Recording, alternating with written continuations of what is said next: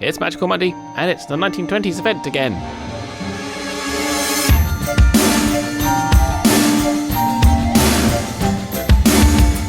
Welcome, Magical people, it's Magical Mondays. So we've got the 1920s event coming again for the second time. We also have had the Brilliant Secrets Revealed Part 2. I had the end of that dialogue and stuff as well. And we have a few bits of news. So, the news this week. The 1920s port key distance has been revealed to be 1 kilometre. More about this later. We cover some 1920s stuff before we get going. Second piece of news is that the registry has got a sudden case of acne.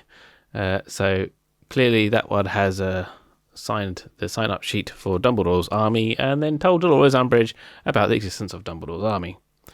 If you don't get that one, you need to read the books. So an update went out, as they always do, to enable the new 1920s family registry pages. And now, as per usual, new update comes more bugs to the pile. And now we have acne in our registry. Everything has dots. Makes it a little bit more difficult to work out what's going on. So be careful. You may miss some shimmering pages if you're not, well, careful. It does say a lot for what's happening at WB and Niantic. Now, the only thing I can think of is that WB are pulling developers away from Wizards Unite and putting them on other projects. That's the only thing I can really think of. I think there's probably just one person working on it now, and obviously no quality control whatsoever. They're not even testing it. Also, The Vow, the new brilliant event, the storyline is appeared in game, or has appeared in game. It's at its stage where, well, I haven't really looked yet, but we don't know who says what. But I have read it, and it's decently juicy. Also turns out, I'm much happy to say, that my theory on the London 5 is true. Yes, I won. I win. So yes, my theory is correct on why the London 5 disappeared. So, yay for me. There'll be a separate video, not Magical Monday, there'll be a separate spoiler video coming out with that in the Resist series. So you will know that it has spoilers, so don't worry about that. So we're going to move on to event review. And, well, the event the last week has been the Brilliant Secrets Revealed Part 2, which, as I talk about this, is still currently running. It will be ending pretty soon, as soon as the video is out, or may have ended, depending on how quickly I get this edited. So, as per usual, there was a bug. Like every event that we've had for months now, let's have one bug or another. So 7,500 was in XP, ended up being challenge XP. Whoopsie. This happened before as well. We actually had this before. So they reduced this to 200 because they can reduce the value. The way it kind of works is that the value number seems to come from the server, but the actual task is embedded in your game client on your phone. So the way they can do it instantly is by doing on the server side changes, which is why it didn't change back to Wizarding XP. That's why I say that challenge XP, but they reduced it down to 200. They did it within 6 hours of people noticing. So actually within 6 hours of the event going live. So with credit to WB and Niantic, they actually responded very well. Why it needed to be done in the first place was another question. Because they did not test anything. Tom Riddle was a little elusive for me.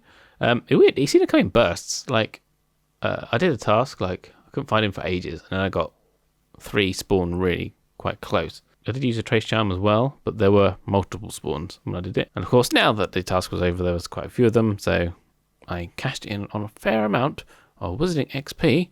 And I'd like to say that I'm 75% of the way there, from level 59 to 60. So I'm getting really close now. There was another bug, in which event had 2 bugs. Buy one, get one free. Or buy none, get 2 bugs free. Anyway, whatever. The mysterious note dialogue was missing, which is actually quite important dialogue for the event. So if you're not seeing the dialogue, there is a video up here. There's also a written version on the Taskforce Times as well, if you want to read it. Also, in one little thing I did to help us because of Adventure Sync, the 5 port key fragments needed for the Weasley car was reduced down to 3. So we didn't have to walk. I wouldn't say we didn't have to walk as far because we had to do walking while the game was open rather than step count as we were running around the house. But yeah, I think that definitely helped me. Although I did blinking use the silver key unnecessarily because of that, because I kind of forgot. So, Wizards Unite this week we had the 1920s event. If you did like Deja Vu, I think I said this last time. But anyway, right. So a few things have come out about this since we started. Now we know it runs on the 18th, 19th and 20th, which are weekdays, which is not really particularly helpful. So the port key is teal in colour, and it is that colour. So for the entire family. So we have no way of picking up the right pages that you want. Now, also, just to clarify, in case no one knows already, they will disappear at the end of the event if they do not have a key in them. So make sure you put a key in it. Looking at the bundles, if you only need the silver keys in the bundles, you don't need the energy or other things it comes with. Just buy the silver keys from the shop, it's cheaper. Also, the port key distances are 1 kilometers. Now, it seems originally they were 5 kilometers, as our little champions who dig into the code had a look. There were 5 kilometers in code originally, and this could be the change that the NDA group were alluding to. James was alluding to a change. He never said what the change was, but I guess we can guess that's probably the change, reduced from 5 to 1 kilometer. Now, it's not sure whether it's going to go back to 5 kilometers once the adventure sync's fixed. We don't know, so we'll have to see what goes on there. Basically, it's going to work like a normal port key encounter. Once you unlock it, you'll get one of 3 locations, either Makusa, Circus Arcanus, or Newt's Menagerie, which depends on which page essentially that port key is for. So you know what kind of encounter is going to come up once you've collected the Raxperts. Once you collect the Raxperts, you'll be immediately taken into an encounter, so there's no chance for a trace charm to be used. Nothing ever touches the map. And then you get the chance to engage and catch them. It's a bit much like the poacher. When you caught the poacher, you got an immediate encounter afterwards. It's a bit kind of like that, but with a port key instead. Beware that they can flee, so keep an eye on the severity levels of those Vanables. There are numbers of severes knocking around, so be sure to use extremely low potions at the right time. You could use the anti-fleeing one, which I never remember the name of because I never use it as well. Normally just use 16 milos, especially if you've got them boosted up in the skills tree. Now, if you look at the registry of that, there are a huge number of SOS badges up for grabs. These are the rules for placing the images. So if you have a gold frame and you place, say, a Credence, you'll get you get 964 books. But don't expect to get there anytime soon because there's a lot of walking to do until we get there. So as a risk, I would say this family has the potential to be the most annoying thing in the game, especially if you do a lot of walking and end up with the same ones you've already got, and you need certain ones which are more rare. I'm not quite sure if things are evenly balanced. No one said anything about the balancing.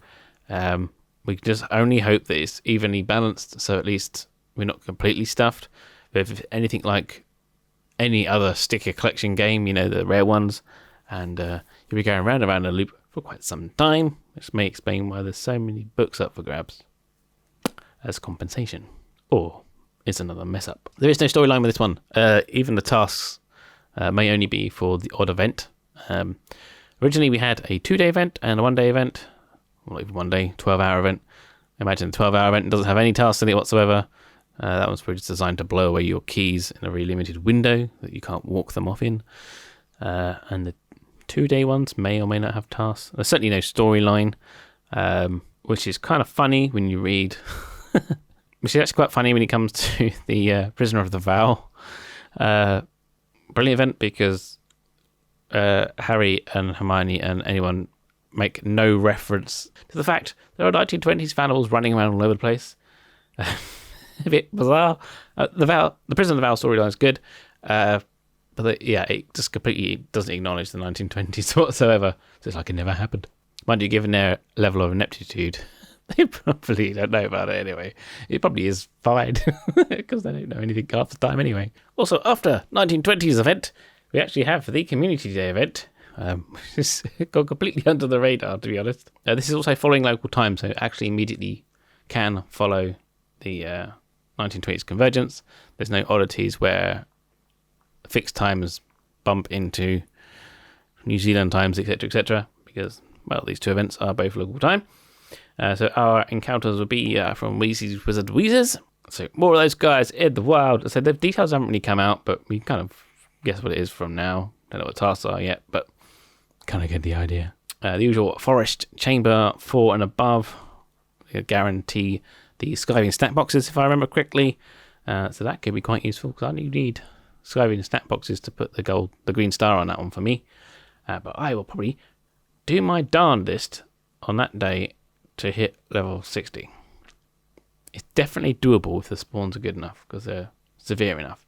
So if I get the old brain elixirs going and a trace detection tonic going, I should be good, hopefully, to hit level 60 by the next video. What if that will happen? Be sure to check out Twitter. I'll definitely tell you on there if it happens. Another cool thing that happened this week was James Expecto Go and some of the other crew as well had a meet up in New York. I know like Cooper's Charms was there, Mario, and a few others. So that's quite cool. I dare say he'll be around to talk about it pretty soon. Actually, I might ask him if he wants to do an interview. I'll ask. Actually, if you want me to try and ask James if he wants to do an interview, then let me know in the comments below if you'd like me to interview him on that particular trip, or maybe one of the events, how that goes. Maybe the 1920s event. We'll see. So that's it for this one. Follow me on Twitter at the Zealman for all the latest news as and when it happens. Taskforce Times.news, quick references for events which are happening. The good thing about those, as opposed to infographics, is they can be updated, because there's always bugs with everything in this game. So, we can update those as and when the bugs come out. So for the latest advice, bleeding edge advice, that is what you want, a quick reference. There's also the storyline archive on there as well. The registry is kind of a bit higgledy-piggledy right now on there because, well, they reset everything. Now, it appears that, as a general rule, all the shard colours are following the rules they should be, according to the registry as written now, as opposed to whatever it was making its own mind up, apart from the baby beasts, which are just doing their own thing right now. So I think I did actually put the shard colours for baby beasts into that registry, so if you want to check that out, you can. But that's about it for me. I'm going to do some more AR stuff for Instagram. But anyway, that's it for me this week. Let me know in the comments below what you think, anything you want to say, added, or any comments for 1920s event when it happens. Put that in the comments below, and I'll address them in the next video when I review the event. Right, that's it for me. Until next time, have a good one, and brush up on your spells. You once ready for the tonight.